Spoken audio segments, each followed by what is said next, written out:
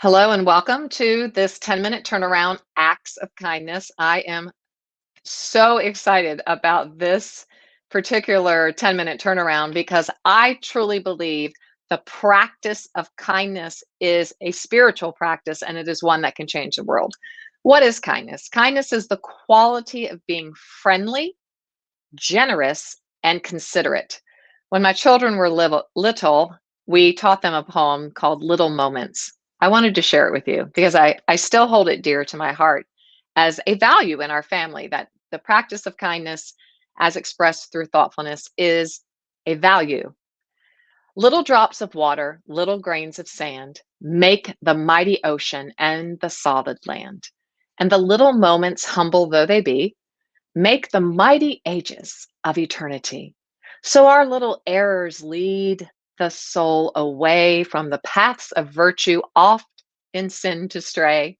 Little deeds of kindness, little words of love make our earth an Eden like the heaven above. I love that line. Make our earth an Eden. It's such a powerful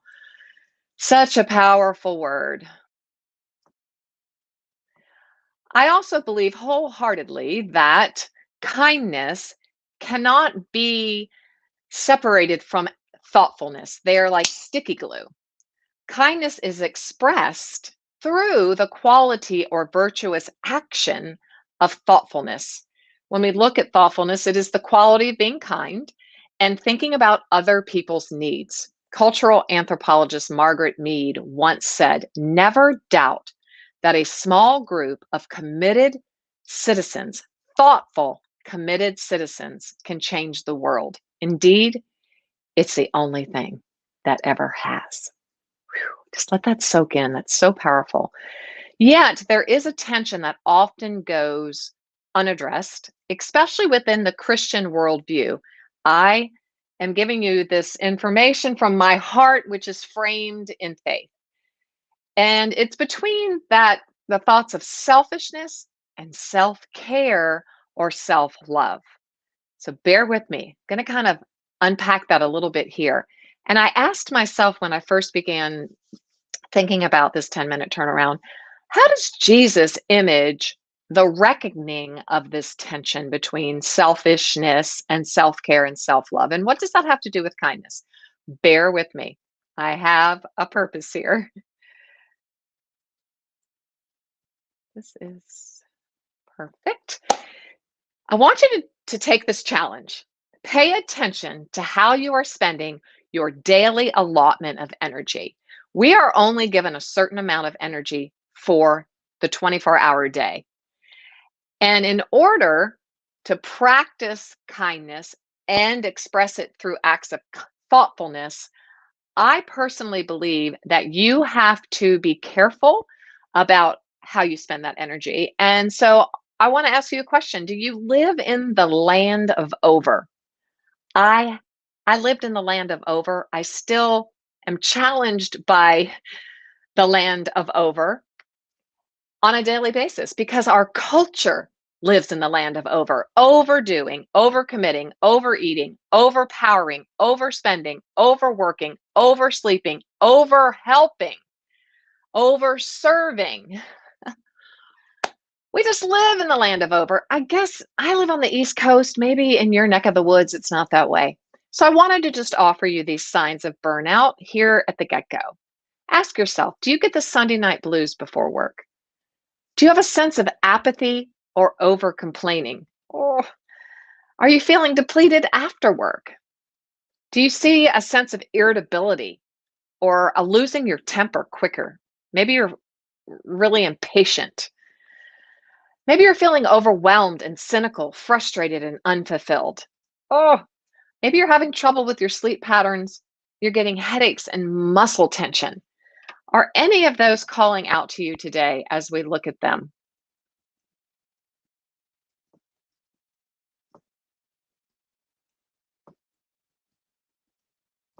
If so, I want you to consider this thought. The need is not the call. I learned that early on in my life, and it has been something I've had to remind myself over and over and over and over and over again. And so once again, I look to Jesus, the man that I follow, and I look and I see that he lived his life aligned with this one mission. I am here to do my Father's business. Now, however you frame your life, you can take this to heart. We will always have needs in the world. They will always be here with us. Jesus Christ himself said the poor will always be among us. And that just translates to me the needy will always be among us. He spent vital time practicing stillness, silence, and solitude, that threefold cord of strength, stability, and security in our lives. He knew that everyone's business is not our business. I think that's a practical principle on which to stand. Everybody's business is not my business, even though social media makes it my business. So now I have to be diligent and highly strategic and intentional on a day to day basis to not be one of those in the statistic who spends 5 to 6 hours a day on Facebook or on social media. In fact, he imaged for us to mind our own business. And sometimes that's seen as mind your own business as an attack or as something that's mean, but it's truly a very healthy principle. Mind, take care of, do what is mine to do. So ask yourself, what is mine to do today? This practice will lead you to a very full, wholehearted presence in your spheres of influence. And that will enable you to be kind and thoughtful. Because when we live a divided, distracted, hyper life, we usually are going to burn out, or we're going to be exhausted, or we're going to live from a state of, I just have nothing left to give. Well, I have been in that state many times, and it's not one that I typically enjoy.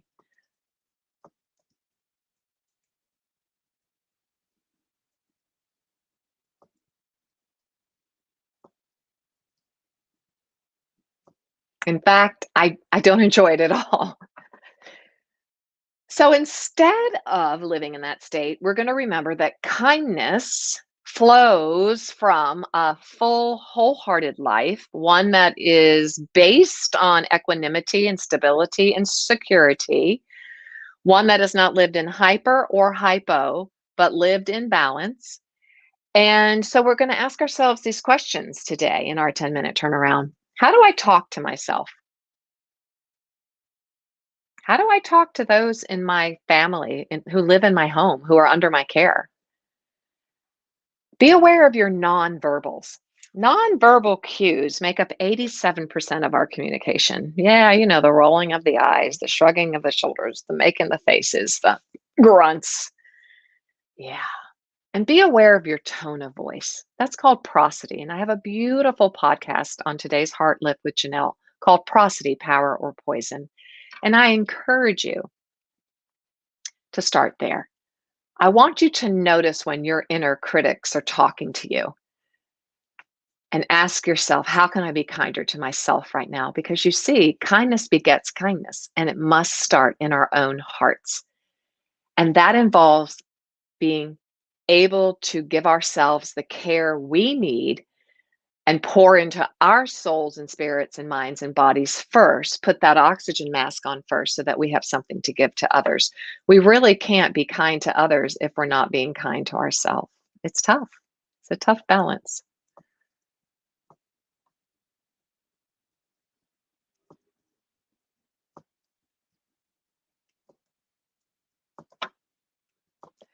So, a simple grounding exercise is to have an emotional health check in every now and then. Become aware of your emotional signals. Do not bypass them. Invite them to sit down and have a chat with you. What are your emotional signals telling you? Emotions aren't good or bad, they're just signals. It's your body's way of informing you of something being off kilter or perhaps out of balance. Our emotions are wise guides, and they need to be listened to attentively. They affirm and they align us. They give us indications that we're under stress or high anxiety, or that we're sad or we're grieving, or that we're doing well and we're happy and we're balanced. So pay attention to these signals and learn to invite them in and get to know them as friends. And finally, choose kindness.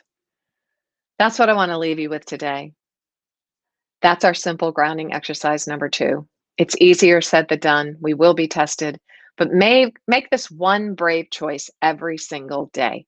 Be kinder than you feel. This practice will become a rhythm and your life will become better.